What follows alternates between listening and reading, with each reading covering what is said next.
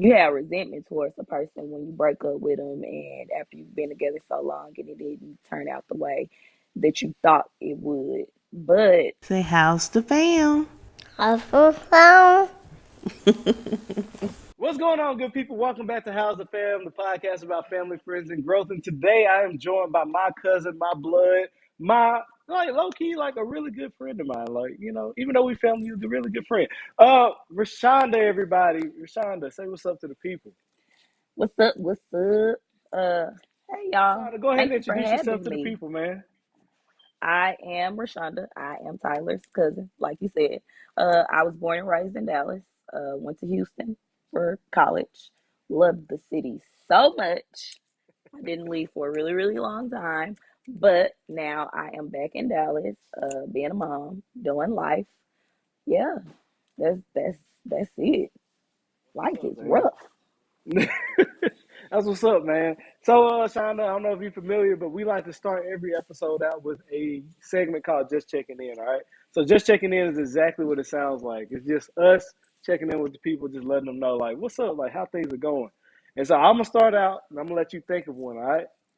Okay. Cool, cool, cool, cool. All right. So my just checking in story for the people is my kids are they might be spoiled, man, just a little bit. Like they're getting on the riding side a little bit, right?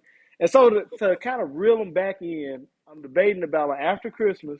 'Cause I already paid for the gifts, so I got to kind of deliver the Christmas gifts, right? And get that You do. credit, get that interior value. Regardless, after Christmas, I'm like, I think I'm gonna do like behavior based rewards. That way I can reinforce the behaviors I like, and then I can like get rid of the behaviors I don't like. Now I know, like, yeah, they my kids. I love them to death for this, that, and the other. But like, I need them to behave a certain kind of way. I mean, it's just me. I I mean, get it it. might, maybe it's just me, I but I do get it. want them to I behave a get it. certain time. Yeah, and then the spoiled behavior. Like Christmas is right around the corner, and Liana keep asking. She like, "Can I get my presents? Can I get my presents early?" And I was like, "You can count." If you can count, you know how many days left till Christmas. We got the little thing right over there.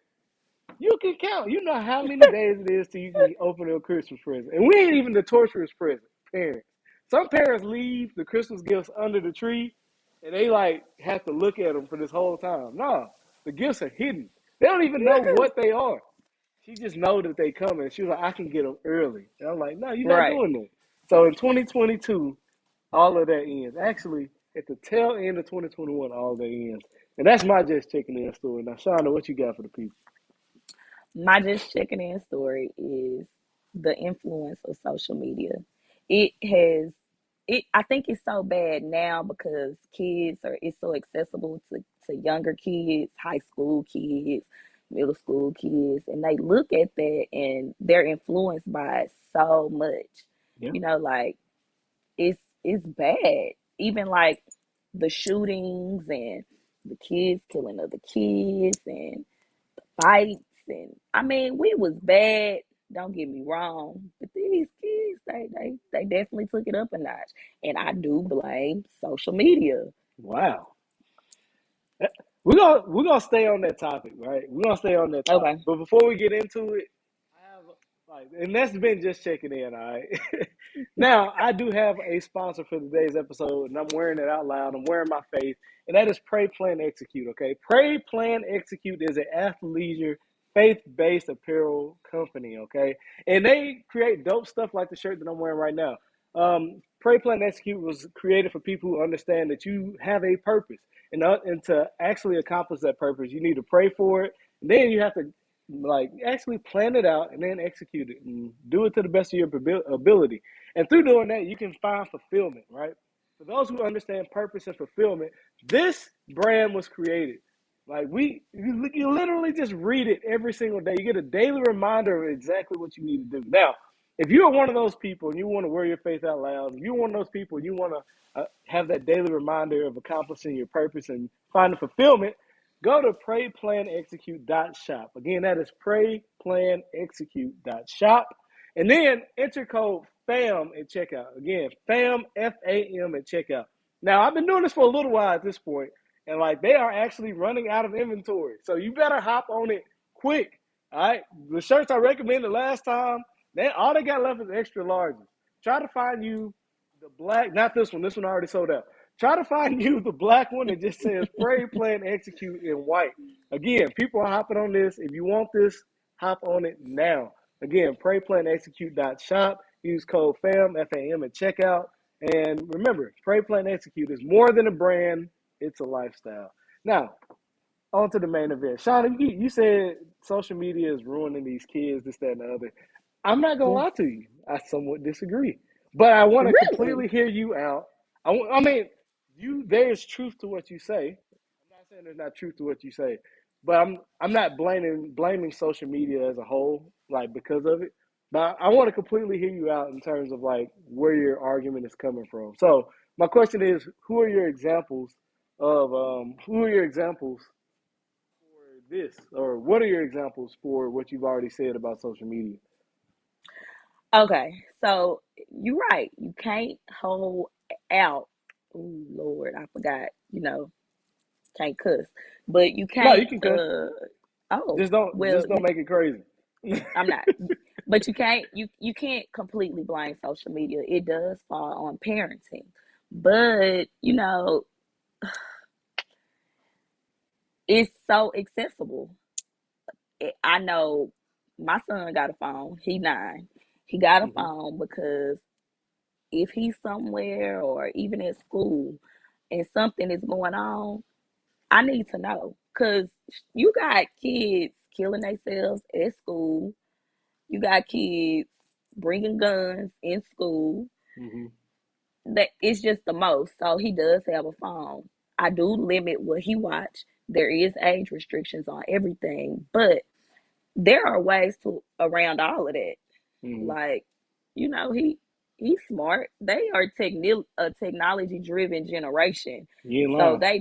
they know how to manipulate those age requirements to look at what they really want to look at.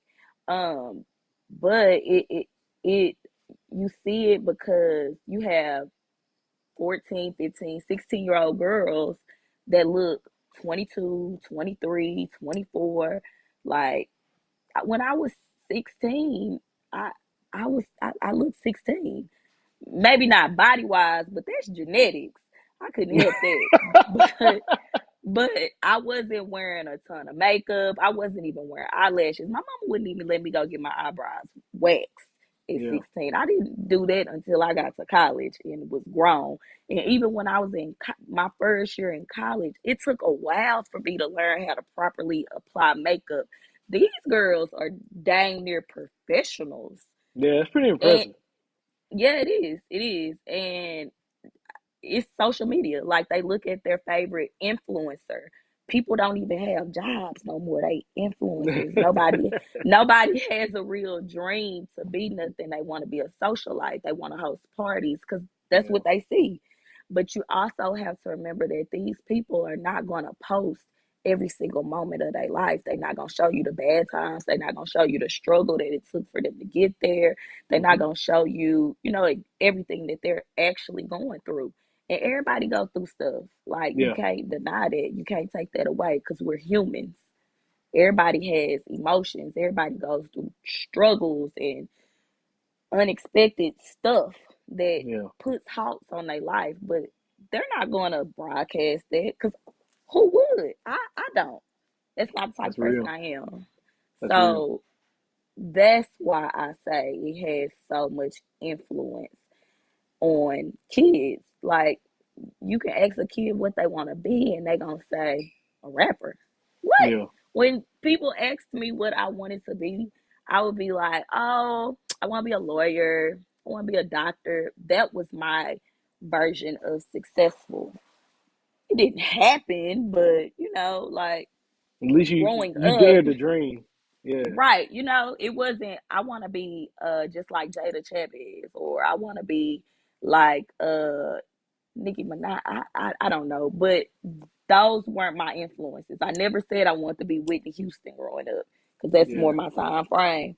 Yeah, Yeah. because I couldn't sing, so I never like I never said I wanted to be a model or nothing like that because I didn't have the height. But now Yeah. it's just I don't know. It's a little sad. So the reason I'm like, I see what you're saying. I hear other parents talk about it, and I get it. Like I 100% do get it, and I feel like it is an easy scapegoat. And there are definite issues with social media when left completely untapped. Like there's no denying that like girls who are scroll through Instagram or Facebook and look at these perfectly curated photos of people, that there's going to be a psychological like impact on them, right? But we had that same Yeah, psychological impact. It was just TV, and like you could only watch so much TV before there was a commercial. So I was like, it is the exact same thing, but like stretched beyond a different measure. Now, the reason that I say social media isn't the blame for a lot of the issues we're seeing, I think it's the breakdown in the family structure, personally. And I think it's because like when I was growing up, I wanted to be an engineer, and I actually did become an engineer. When Travis was growing up, he wanted to be an engineer too, and he was like, "Yo, I didn't make it." Travis is my brother, but I didn't make it to engineer. But like he teaches students, and not only does he teach, now he's like an administrator, right? But we dared to dream and things of that nature. But we had those goals because those are the goals our parents put on us and stuff like that. Now, with social media, I can see somebody being like, hey, it's like, I want to be a rapper, but I'm going to do this at the same time. And there is the barrier is so much smaller than it used to be. Like, it used to be if you wanted to be a rapper, you had to be on like Arsenio Hall, or you had to go to like the radio stations. You had to try to get on some type of outlet. But now, like more or less, How's the Fam can be considered like a radio or whatever, right? And I have my friends on here. Like I'm sharing this with thousands of people. In fact, like who knows? I might get big one day, and it might be even more than that.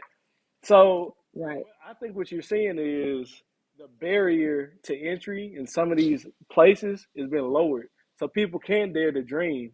But even though they're dreaming, that doesn't mean I agree with you. I do think there's a facade out there where it's like people think it is something that is actually not, and they don't see like the work and the research and like the compound effect it takes to get to a certain level. Like kids think it's like, yo, I'm gonna get on Twitch, I'm gonna play these video games, and people are gonna rock with it. Like they're gonna love it. And in reality, like there's a lot more that goes into it than just that. So I think like you said, the dreaming in terms of dreams, in terms of like trying to achieve what we're trying to achieve. I do like social media. I think it's reduced the barrier to entry, and it's given people voices who wouldn't have had voices otherwise. Like I think of like Issa Rae, right? That'd be the best You're example I right. could. Yeah, You're right. You're right. but It also did. like I do see the harm in showing these perfectly curated things without the education behind it. But I Right. do think the solution is if people had their mommy and their daddy in their lives, that a lot of that gets alleviated because now people don't have to look up to who's on the internet. Like they don't have to look up to somebody they don't physically know. Like when you have your mommy and your daddy in their lives, and like their mom and dad spends time with them and like does life with them. Now it's like, yeah, I like this person. It's like, but at its core, like I like my family legacy. I want to be part of my family. So that's why. Now, what are your thoughts in rebuttal to You're what I right. just said? You're right. You're right. So it has opened up a platform for people to be able to express themselves. And it does give people opportunities that they once didn't have. Hmm. It literally makes the world small. Yeah, it makes the world a lot smaller. Yeah. And there are So there is are problems with it. Don't get it twisted. yeah, it does. Yeah, It's pros and cons to everything, but you made a excellent point. Like it does open up doors for certain stuff. And you're right. Like growing up, I wanted to be successful like my parents. King wants to be successful like his dad and his yeah, mom. Like that does matter. And like I said, I can't put it all on social media. It definitely starts at home. It definitely does. yeah.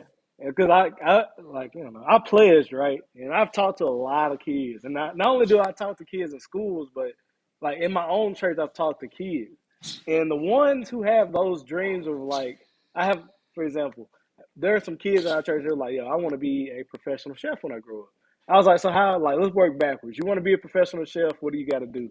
She's like, I want to go to culinary school. I want to train under these people, and then I want to do that. This is a very realistic thing for a It kid to is. want to do. Like you can achieve that. And I'm just like, Yes. yo, like, how do you have this one kid who wants to have these dreams, and then you have another where it's like, it's like, yeah, I want to go play professional football. It's like, all right, cool. It's like, what are you doing? It's like, oh, yeah, I'm on the football team. It's like, all right, cool. It's like, how often are you working out? It's like, I work out with the team. It's like, all right, what you doing outside of working out with the team? And so when I say you might not accomplish your dreams unless you change your work ethic, they call me a hater. Yeah. But, Yeah, they see that's the thing, it just they don't know how to, just like your shirt say, pray, plan, and execute. You have to have a plan in order to achieve any dream that you want. It just don't, it don't magically happen. But just like King has these dreams, right? And you guys know how to properly guide him. And I feel like that's the difference. Like when you have parental figures that will guide him, and like you say, King, even though you guys aren't like married, you guys have a family structure in place, and that guides him. Now, one of the questions I did want to ask you was like, how did y'all get to this point where you guys can co-parent effectively, or was it Um, always like that? so no, I'm gonna be very honest. It was not. When when we initially broke up, it was really really hard. It was Mm, hard for me. It was hard for him, and it you have resentment towards the person when you break up with them, and after you've been together so long, and it didn't turn out the way that you thought it would. But after a little time and prayer and meditation, you have to come back to yourself. mm, So I think my biggest thing with being in the relationship was I lost my dad when we were together. My mm, dad stayed with me and Isaac in Houston, um, and that took a toll because when people don't understand what you're going through because they've never been through it, it you don't see it like that. You think that you're supposed to know.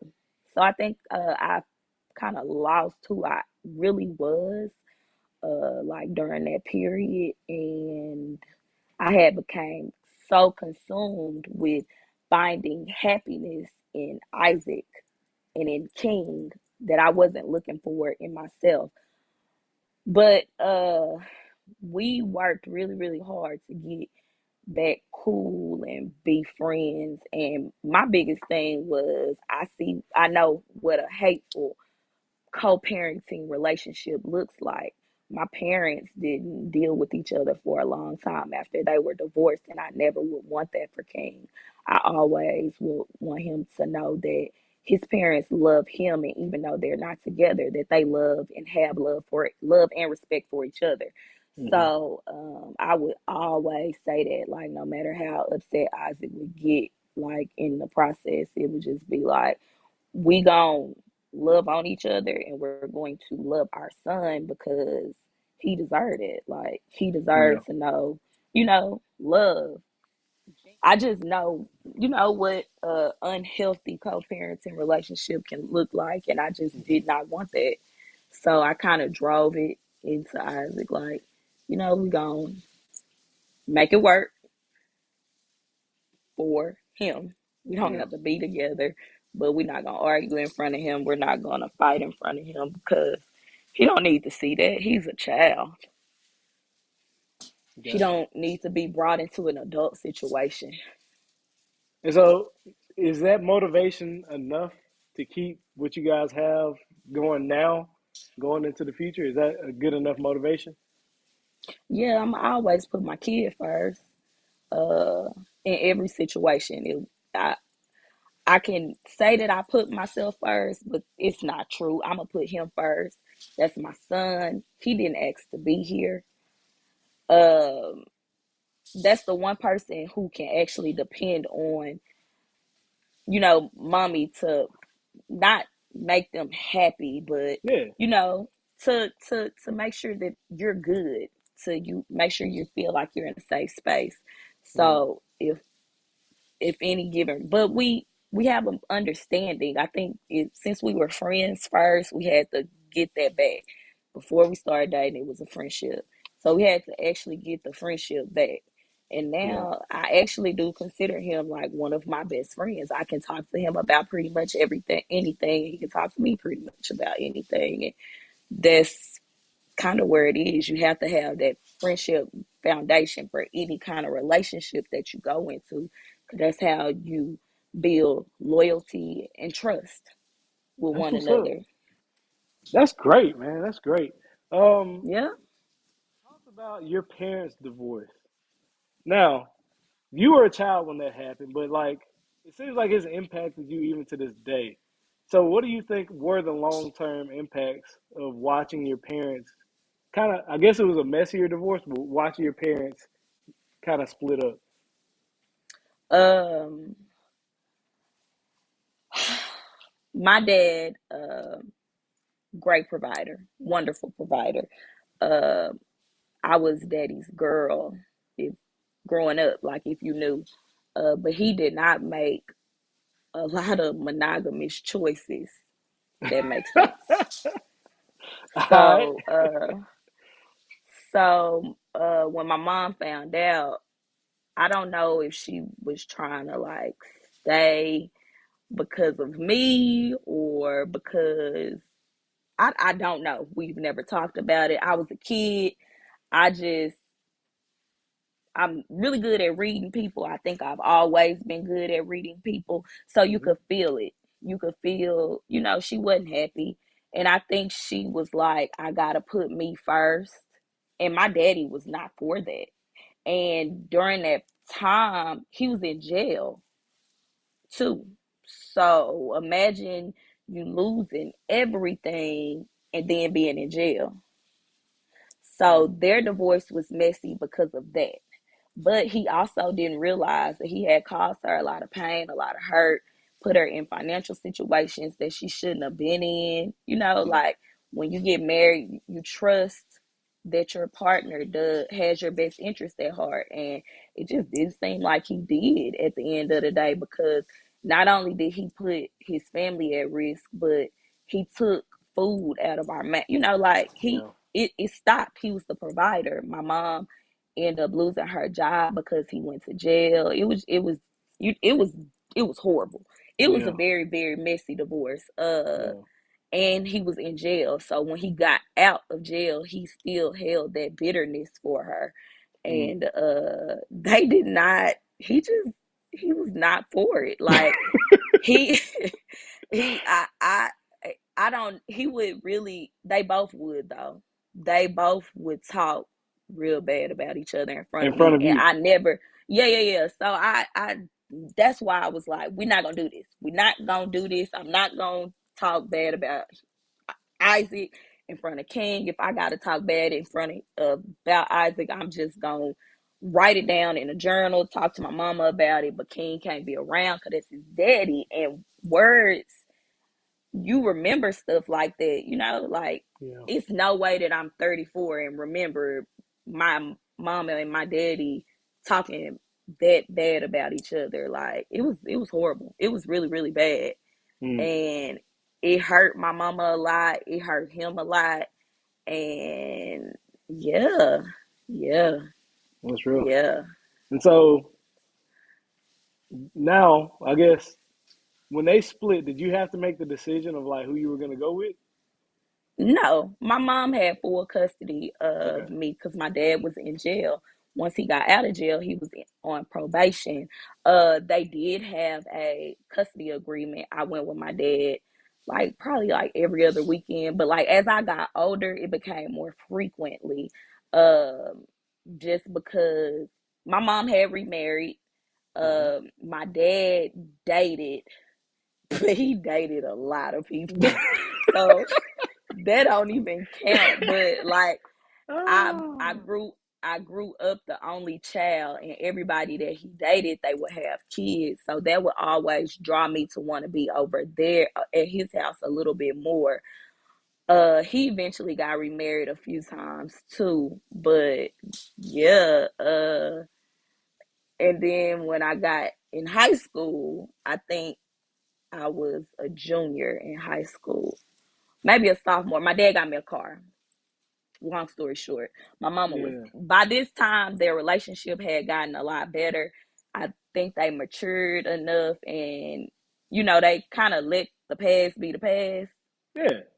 That's healthy. Because, I mean, what can you do at the end of the day? Like, you can't go back and change nothing. Sometimes you just got to let stuff be. That's Yeah. how you keep your peace. Yeah. So, they matured or whatever, and they had a much better relationship. And my dad got me a car while I was in driving school, and my mama was so against it. She needs to get a license before before she get a car. Why are you getting her a car and she don't have a license? She about to get so many damn tickets. She drive just like you and me. hmm And yeah, so I had got a car, so I maneuvered back and forth a lot. But I went to school by my mom's house. hmm So I would stay at my dad's house, drive to school, go to my mom's house after school, might stay the night, might not. But my mom was also working at night. And my stepdad would be there. And I don't know, I just didn't want to be there sometimes, so I would just hmm leave. And then when I was like, ooh, junior, my stepdad got real sick. He had like multiple strokes hmm and it paralyzed him. So my mom needed me there a lot more to help with him at night. So I would stay. But then I got in trouble and mom was like, you gotta go. Cause you don't know, I'm the woman in this house, you're the girl. And I think Yeah. I know I was trying her. I was testing her. I was sneaking out, skipping school. I was doing the most Yeah. rebelling. Yeah. So she was like, you gotta go. So I went and stayed with my dad. That wasn't no damn better, but I stayed with my dad my senior year. Wasn't my senior year? It was like my half of my junior year and my senior year. I had to get back on track. And I hmm guess she thought my dad could do it. So we kind of rebuild our relationship, me and my daddy. And yeah, That's that's what's up. that yeah. I was about to ask, like, yo, that's a lot of freedom for a teenager to exercise. Because It I had a lot was. of freedom, but I also wasn't like an only child, you know? So, Yeah. yeah, my parents were just tired. Your parents seem like there's a lot of freedom to exercise. So, I was going to ask, like, do you feel like you dealt with that freedom well? I feel like we So got an answer. I didn't deal with it well. Growing up, the only child, you always feel like you have to please people, and that's what I'm trying to get out of King. Like early, like you don't have to say yes to everybody. Like who cares if they don't like you or not? They probably don't like you even if you do say yes. But hmm I always felt the need to please people. So I would do the anything. I mean, I thought these people were my friends in high school and stuff. And I can you take me? Yeah, girl, come on. Can we go? Yeah, girl, come on. And it got me in a lot of trouble. Like a lot of trouble. Like, Yeah. yeah. I didn't exercise that freedom well at all. At Okay. all. And so you said you went to college in Houston and that you fell in I love with the did. city. Okay, so what about Houston creates these fun like was made you gravitate toward? What about Houston makes you gravitate toward it the way that you did? Houston was really, really diverse. Uh, we kind of you from Mississippi, I'm from Dallas. Dallas is not as well. I guess my world wasn't diverse because Dallas is pretty diverse, but my world in Dallas was not as diverse. So when I hmm went to Houston, it was just, I guess, more freedom, but right. But my freshman year, I got so homesick. I was staying with my uncle. I got so homesick I dropped out and I came back to Dallas and I was working. And my daddy was like, you ain't going back to school, you gotta pay your car note. I had a Stratus, like a 2006 Stratus I had got as a graduation present. Mm, that's the car. And that was the second car. Yeah, I was like, all right. My first, yeah. That's another story for another day. So he was like, you got to pay your car note. You got to pay something. And I was working at Big T, and he was paying me cash. And I was working like Monday with all the days Big T was open, and he would give me, I think, maybe $200 or $300 a week, and I think I only had one off day, and I just think I looked one day, and I was like, It's a bad yeah, deal. this ain't for Yeah, me. Let me that's a bad go deal. back to school. And the crazy part about it is I came home for Thanksgiving and I never went back to school. I Mm. withdrew from all my classes. I never went back to school. So when I did go back to school, my mama was like, you need to stay on campus. You need to get the experience of college. So once I did that and I like was able to venture out, meet new people, I was going to class on time and able to spend a little bit more time on the yard hanging, then that's when I was like, oh yeah, this is lit. This is HBCU too. Yeah, All these people look like me, yeah, Texas but they Southern. real smart and intelligent. Oh Yeah. yeah. I ain't going back home. So then it became, oh, we just going home for the holidays or hurricane. Then it was like, oh yeah, y'all gotta come down here It's like for Thanksgiving and the road work Christmas. both ways now. What you Right. And then I started bartending. I had my son in Houston. I don't know. I just felt like it was home for some reason. I felt like I had created a home. I had my kid there. Me and Isaac were in a relationship. My dad, well, uh, kind of. He had moved down there kind of like after I lost my job. But I was bartending. I was making so much money. Like I was just kind of like, oh yeah, this for me. I stayed with y'all for like I think what 2 nights because Keisha's cousin played for U of H and Texas Southern and U of H. It's literally like what a road, maybe two to Walking separate. distance. Yeah, it's nothing. And so Yeah. we just stayed with you, and like you was like, "Yo, man, you need to come out. You need to come to this club." And, it's like we got you drinks, all this other stuff. I was like, I'm not gonna lie to you, kind of tired. I put a full Forrest Gump on you. It's like I think I'll go home now. Yeah. But Y'all I never left. got to witness like your world in Houston. We took y'all to brunch and that was You it. did take me to brunch. Y'all went to sleep after brunch. I did go to sleep. Man, that was a that was my first brunch experience too, cause I had never been. And so I was The like the mimosas got alcohol on and you. then the food was good and filling and I was just like, you know what? I can go to sleep right now. Yep. And that's what you did. That's exactly what you did. Ah. Yeah, I'm a lightweight. Um so now all right, so that was Houston. We talked about your father. Now you guys are co-parenting successfully. And more or less like you are single. Like are you single? Yeah, more or less.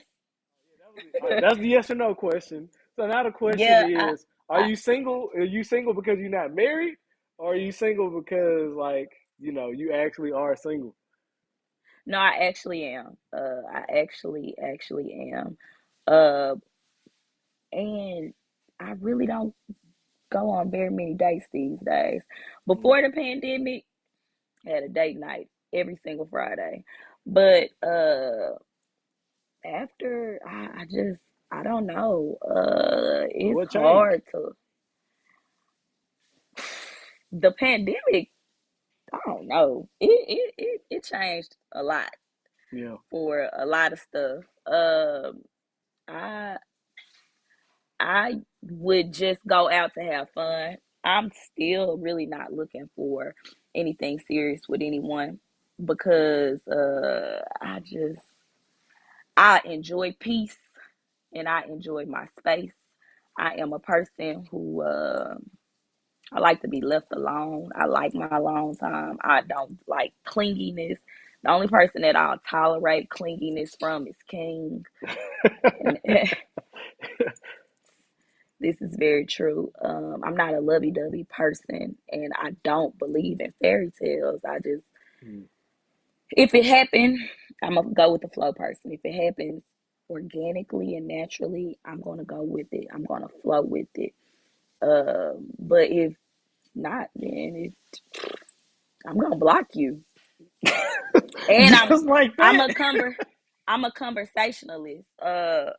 I don't think that if we on a date, like you shouldn't be on your phone. We on a date. I give great conversation. I can hold a conversation with anybody. My topics are outrageous.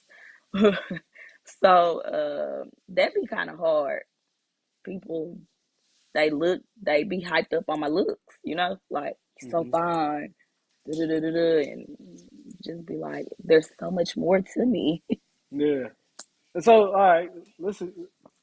Let's dive deeper into exactly that. Like, so yeah, people see you and they imagine a certain, I guess, characteristic or a certain personality type with the way that you look, right? And I will go ahead. You want me to put your Instagram on here?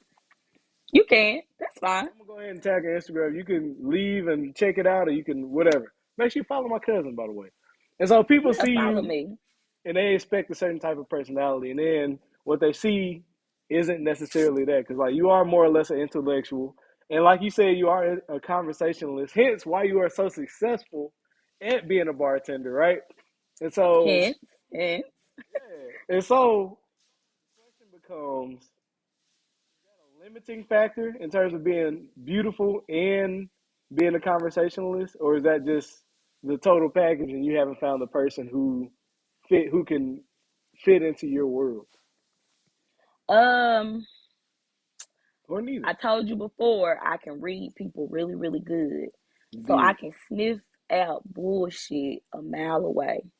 And I feel like this current dating scene in pool is so trash because everybody's so full of shit.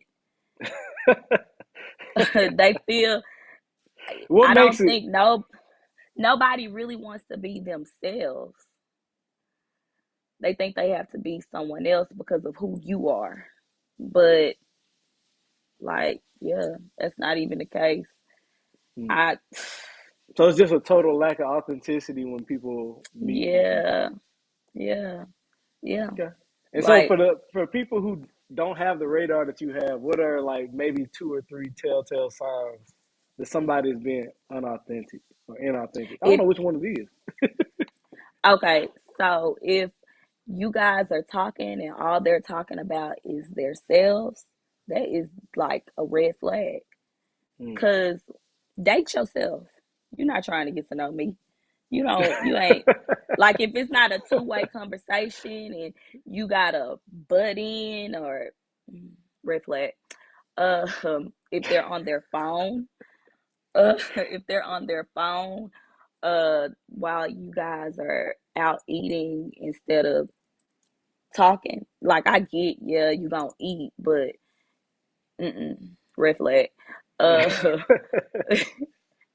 um, a really, really good one.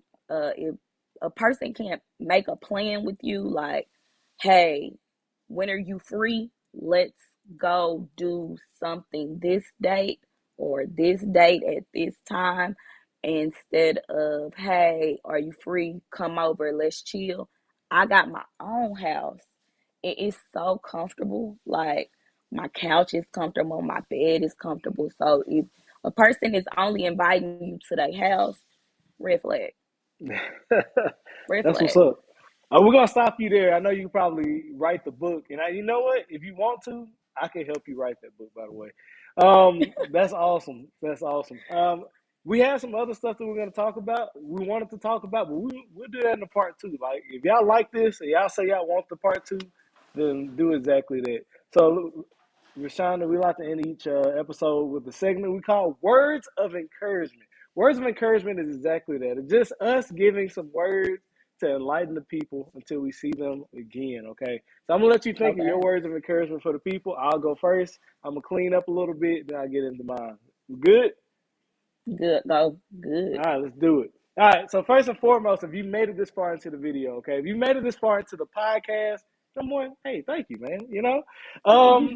Next, I want you guys to follow the podcast and subscribe to the YouTube channel. Okay, both of these things help us tremendously. We are very small at this point, and we are growing. So you doing just that helps. Now, if you want to help even more, leave a like or leave a comment or a review on if it's the podcast version, and that will drastically help us grow and drastically help us be discovered. Okay, and then the last thing you guys can do is you can literally just copy that link and share it with somebody who you know will find value. I know my cousin Rashonda is extremely, extremely knowledgeable, very relatable. So she has said something in this podcast that your people need to know. So share that link with those who need to know it. Don't hog this information. All right. And then lastly, you guys make sure you check out Pray Plan Execute. Go to prayplanexecute.shop. Use code FAM, FAM at checkout. And y'all enjoy that discount, bro, because you know your boy got you. All right. Now, my true words of encouragement is you guys got to walk your own path, man. Too often, I'm seeing y'all try to lace up shoes that's not even fit for your foot. I get it. I Woo! get it. You want to get far in life, and I get it. Like Jay-Z said, follow the blueprint, but every blueprint ain't meant for you, okay? Every path ain't designed for you to walk down. Some of y'all need to get on bikes. Some of y'all need to just sit down and read and just relax because you all walked out, all right? Regardless of what your path is, you need to have the self-actualization. And that ain't it. You need to know yourself good enough to know what's not for you, okay? And then, only then, you go down that path that's truly meant for you, okay? I want you guys to go down that path that's truly meant for you. I want you guys to find your purpose. And I want you guys to feel fulfillment because it's designed for you. You just need to go out there and do it. Race your own race. Lace up your own shoes. Now, Shonda, what words of encouragement do you have for the people? Always look for peace in situations. You don't have to always rebuttal. You don't always have to clap back. You don't always have to talk. Find your inner peace. When you walk through in a peaceful mindset, nothing else can disturb you. So, those are my words of encouragement. And you Find guys your heard it. peace. That's right, yeah. You guys heard it here on House the Fam, okay? Fam's all good. Y'all be blessed.